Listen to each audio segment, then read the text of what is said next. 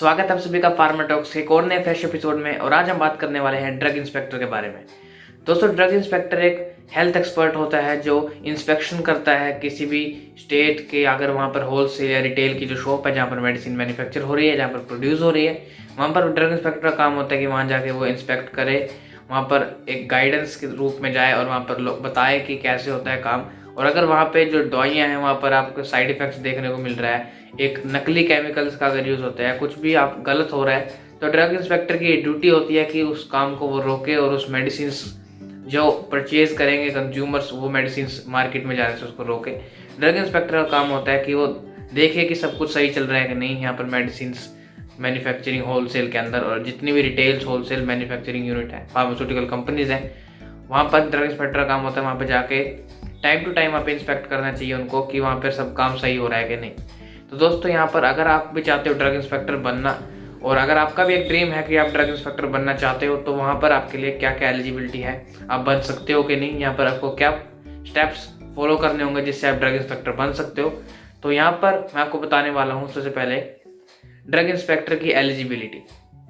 दोस्तों, एलिजिबिलिटी आपके पास एक डिग्री होनी चाहिए, अंडर ग्रेजुएट आप होने चाहिए। अंडर ग्रेजुएट डिग्री कोई भी हो, बी फार्मेसी हो, किसी की भी डिग्री चलेगी। अगर आपके पास माइक्रोबायोलॉजी या फिर आपके पास कोई और डिग्री है तो भी आप ड्रग इंस्पेक्टर के लिए पार्टिसिपेट कर सकते हो, आप एग्ज़ाम दे सकते हो।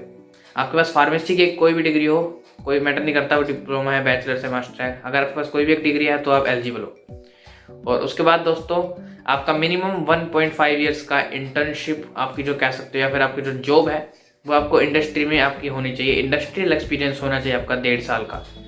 अगर आपके पास बी फार्मेसी कंप्लीटेड है, और अगर आप सिर्फ एक फ्रेशर हो और सीधा ही आपके पास कोई जॉब नहीं है, आप सीधा एग्जाम को देना चाह रहे हो, तो ऐसा पॉसिबल नहीं है कि आप ड्रग इंस्पेक्टर बन जाओ। मिनिमम आपके पास एक्सपीरियंस होना चाहिए, इंडस्ट्री में आपका काम होना चाहिए 1.5 साल का। और जितना ज़्यादा आपका एक्सपीरियंस होगा उतनी ज़्यादा प्रायोरिटी आपको मिलेगी।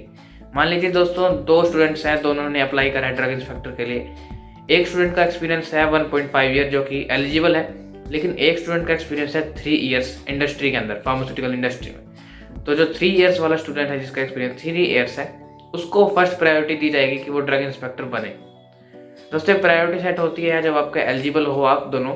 तो यहाँ पर आपका 3 स्टेप्स के अंदर आपका प्रोसीजर जो यहाँ पर फॉलो होता है, जिसमें आपका पोस्ट आपको मिलती है ड्रग इंस्पेक्टर की। पहला दोस्तों, यहाँ पर आपके पास एक एकेडमिक का रिजल्ट कितना है, आपकी ग्रेजुएशन जो है वहाँ पे आपके कितने मार्क्स आए हैं। जितने ज़्यादा मार्क्स होंगे उतने ज़्यादा आपके चांसेस बढ़ जाएंगे कि आप ड्रग इंस्पेक्टर बन सकते हो। सेकंड दोस्तों, यहाँ पर ड्रग इंस्पेक्टर का एक अलग से एग्ज़ाम होता है। उस एग्ज़ाम के अंदर 2 कैटेगरी हो जाती हैं। यहाँ पर एक फार्मेसी से रिलेटेड टेस्ट होगा और एक जनरल नॉलेज से टेस्ट होगा। और थर्ड दोस्तों, यहाँ पर आपका पर्सनल इंटरव्यू होगा, जिसमें आपसे कुछ सवाल जवाब पूछे जाएंगे, उसके बेसिस पे ही आपको ये पोस्ट मिलेगी। तो दोस्तों, यहाँ पर मैं आपको बता देता हूँ सबसे पहले एज लिमिट। अगर दोस्तों आपकी 21 ईयर्स एज है, तो 21 है तो यहाँ पर आप एलिजिबल हो। मिनिमम एज आपकी 21 होनी चाहिए और मैक्सिमम यहाँ पर 30 हो सकती है। तो दोस्तों, अगर आप 18 के हैं तो यहाँ पर आप जनरल कैलकुलेट करें तो यहाँ पर 3 ईयर्स ग्रेजुएशन के जो लगते हैं, 4 ईयर्स टेक्निकल कोर्सेज के, तो यहाँ पर आपकी 21 से ऊपर एज हो ही जाती है।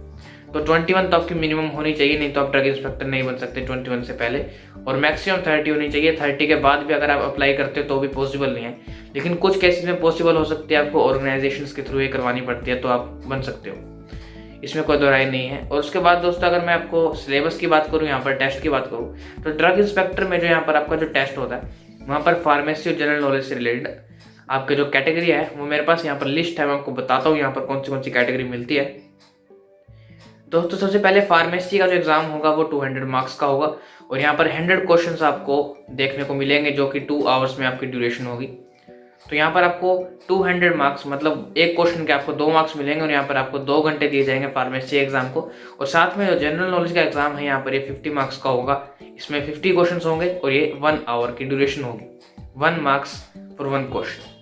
तो यहाँ पर आपको मैं सिलेबस आप स्क्रीन पर देख पाएंगे। जनरल नॉलेज का जो अगर सिलेबस की बात करें यहाँ पर हम, तो फार्मेसी की सिलेबस तो आपको दोस्तों पता ही, आप पढ़ के आ रहे हैं, फार्मेसी बी फार्मेसी हो या एम फार्मेसी हो, वो तो सिलेबस आएगा ही। साथ में एडिशनल जो आपको नॉलेज होनी चाहिए जनरल नॉलेज की, वो एडिशनल नॉलेज आपको यहाँ पर होनी चाहिए इंडियन कॉन्स्टिट्यूशन के बारे में, science inventions and discoveries, history, India and it's neighbouring countries, sports, knowledge of current events, general politics, budget and 5 year plans, geography, current affairs, economy, banking and finance, important financial and economical news, economy, scientific research, culture, countries and capital.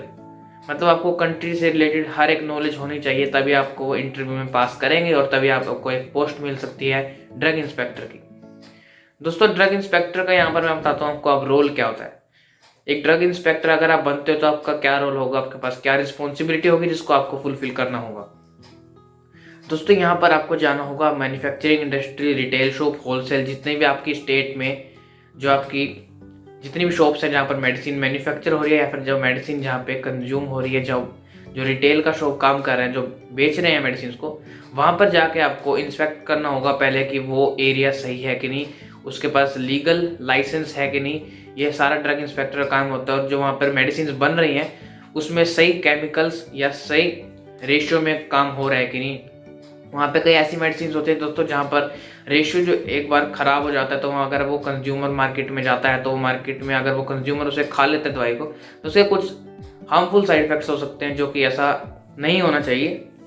अगर ऐसा होता है तो drug inspector की duty बनती है कि उस दवाई को वो वहाँ से हटा दे मार्केट से, वो बिके ना।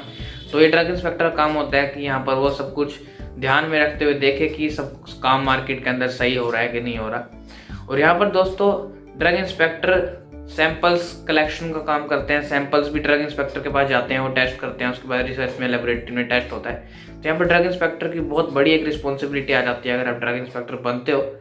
और दोस्तों अगर आप ड्रग इंस्पेक्टर बन जाते हो तो आपकी सैलरी कितनी होगी, इस डिग्री, इसके बाद कोर्स, उसके बाद इंटरव्यू, सब कुछ करने के बाद आपकी जो सैलरी होगी जब आप ड्रग इंस्पेक्टर बन जाओगे, तो यहाँ पर मिनिमम सैलरी मिल जाती है आपको 45 से 50,000 के आसपास।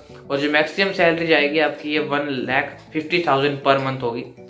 दोस्तों इतना डिफरेंस इसलिए है क्योंकि हर एक स्टेट में एक अलग ड्रग इंस्पेक्टर होता है, स्टेट वाइज ड्रग इंस्पेक्टर की जॉब होती है और स्टेट वाइज ही आपकी इनकम डिसाइड करेगी आपकी स्टेट में हो, तो स्टेट वाइज ही वेरिएशन आ जाती है सैलरी के ऊपर ड्रग इंस्पेक्टर की।